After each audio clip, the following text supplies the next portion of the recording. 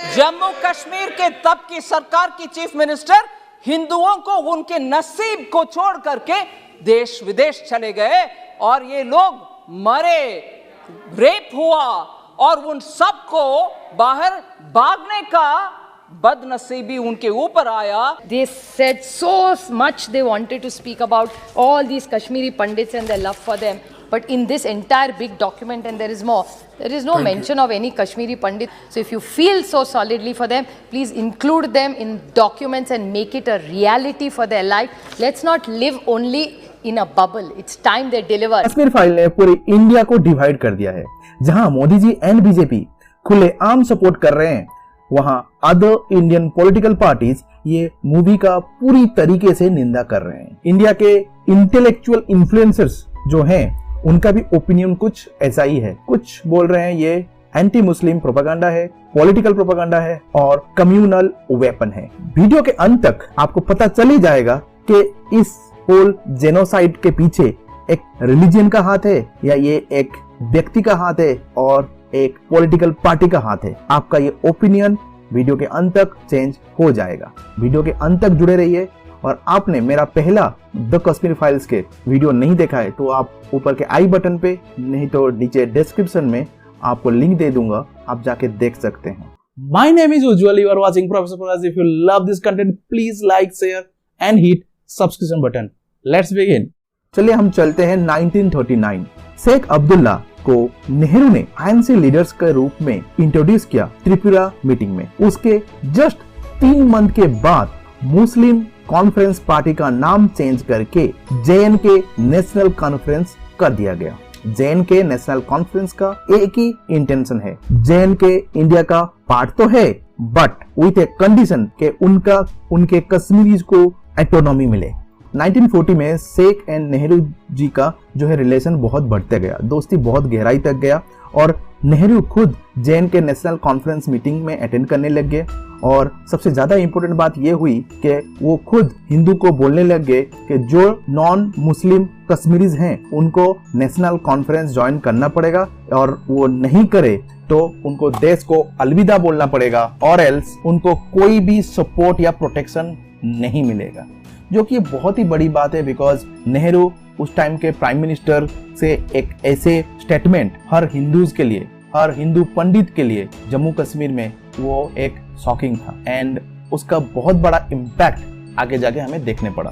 1947 quit Kashmir agitation का start हुआ जहां पे शेख जी को जेल हुआ और जेल होने के बाद ऑब्वियसली उनके दोस्त नेहरू जी उस टाइम पे महात्मा गांधी जी को इन्फ्लुएंस करके इवन उनको इस होल जेएनके नेशनल कॉन्फ्रेंस के इंटेंशन को इन्फ्लुएंस करके शेख जी को जेल से तो निकाल लिया, उसके सिवा जम्मू कश्मीर में गांधी जी जाके जेएनके नेशनल कॉन्फ्रेंस को सपोर्ट भी किए. अब चलते हैं आर्टिकल 370. उस टाइम पे नेहरू जी ने शेख अब्दुल्ला जी को रेस्पॉन्सिबिलिटी दिया कि ये आर्टिकल 370 को वो उन्हीं के हिसाब से लिखे. अब शेख अब्दुल्ला जी का इंटेंशन हमें पता ही है, तो उन्होंने जो आर्टिकल 370 लिखा जो आप लोग देख सकते हैं वो एग्जैक्टली उनका जो इंटेंशन था वो वहीं पे साफ दिख रहा था और नेहरू जी ने उसका बड़ी तरीके से सपोर्ट किया. अब चलते हैं दिल्ली एग्रीमेंट. दिल्ली एग्रीमेंट 1952 और वो कुछ भी नहीं था.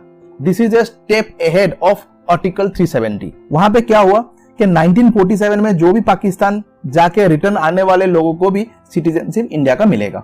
अब चलते हैं 1974 इंदिरा शेख एकॉर्ड जो कि बहुत पॉपुलर है बिकॉज उसी के वजह से 1975 में शेख जो कि 30 साल तक वेट कर रहे थे चीफ मिनिस्टर के पोजीशन के लिए, अब 1975 में इंदिरा गांधी के सपोर्ट के वजह से वो कश्मीर के सीएम बन गए. एंड यू कैन अंडरस्टैंड कि शेख जी जब सीएम के पोजीशन में आ गए कश्मीर में तो उसका क्या इंपैक्ट होगा. 1986 में डायरेक्ट जाते हैं. 1986 राजीव फारूक एकॉर्ड जब साइन हुआ, फारूक जी फिर से सीएम बन गए and that situation lead to all the problems we are talking about the exodus and genocide. तब जगमोहन जी जो कि गवर्नर थे उन्होंने इस चीज को पहले से ही भांप लिया था और उन्होंने राजीव गांधी जी को एक लेटर लिखा था जो लेटर मैंने नीचे डिस्क्रिप्शन में डाल दिया है, आप वो लिंक पे जाके आप देख सकते हैं. वो लेटर में बहुत ही डिटेल में गवर्नर जगमोहन जी ने क्लियरली राजीव गांधी जी को लिख दिया था. बट फिर भी हमने उनकी बात और जगमोहन जी की अलर्ट को ध्यान नहीं दिया, जानबूझकर या अनजान में, वो तो हमें पता नहीं है। But that moment the whole Kashmiri Pandit got affected and the things went out of the control. So अब आप ये डिसाइड कर सकते हैं कि ये कौन से रिलीजन की गलती है या कौन से एक ह्यूमन की गलती है या ये कौन सी पॉलिटिकल पार्टी की गलती है। If you ask me, common man इसमें सफर ही किया है, वो कोई भी रिलीजन को हो। कॉमन मैन ये इन्फ्लुएंसर जो होते हैं, उनके बातों में इन्फ्लुएंस होके हम अपने पड़ोसी को मारते हैं, हम अपने भाई को मारते हैं और आप अपने फैमिली मेंबर को मारते हैं और हमारे देशवासी को मारते हैं। बेनिफिट वो कॉमन मैन के लिए कुछ भी नहीं रहता इसमें। बेनिफिट रहता है उन रिच एंड पावरफुल पीपल जो डिस्टिंग्विश नहीं करते हैं ऑन रिलीजन और any believe. They only think about their power. By bringing this video to you, I try to make the difference. Feeling proud for that. With this, Professor is signing off.